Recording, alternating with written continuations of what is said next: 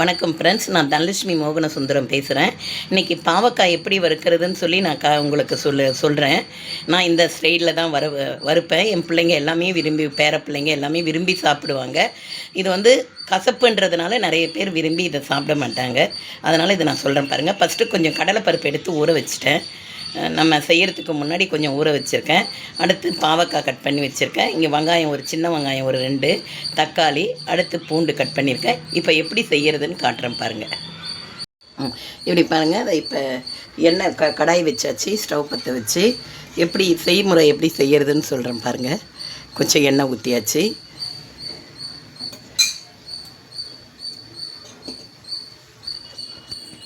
கடுகு உளுத்தம்பருப்பு போடுறேன். அது கொஞ்சம் பொரிஞ்சு வரட்டும்.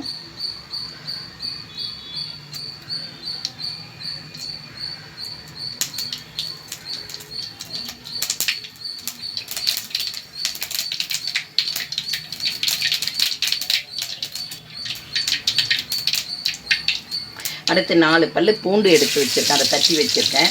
பூண்டு செவந்த உடனே பூண்டு செவந்துடுச்சு, பொன்னிறமாகிடுச்சு. அடுத்து வெங்காயம்,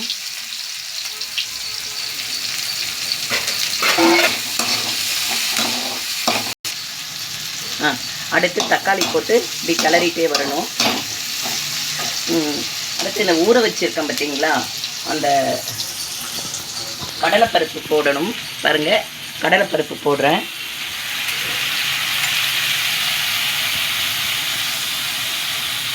கடலைப்பருப்பு போட்டு கிளறிட்டு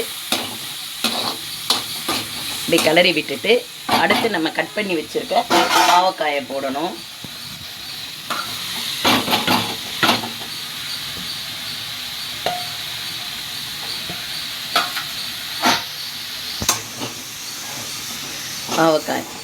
பாவக்காயை போட்டுட்டு அடுத்து உப்பு, நமக்கு தேவைக்கேற்ற உப்பு,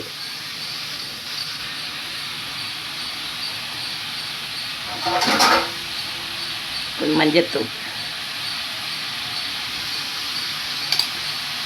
ஒரு 1.5 கரண்டி மிளகாத்தூள். எல்லாமே நம்ம காரத்துக்கு ஏற்ற மாதிரி தான் போடணும்.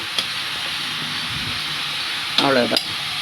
கொஞ்சம் தண்ணி ஊற்றிட்டு மூடி.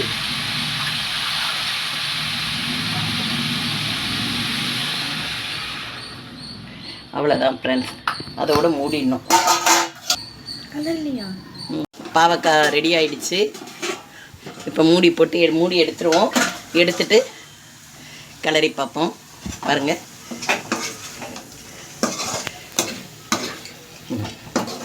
அவ்வளோதான் ஃப்ரெண்ட்ஸ், ரெடி ஆகிடுச்சு. இப்போ இதை நான் பிளேட்டில் மாற்றிக்கலாம்.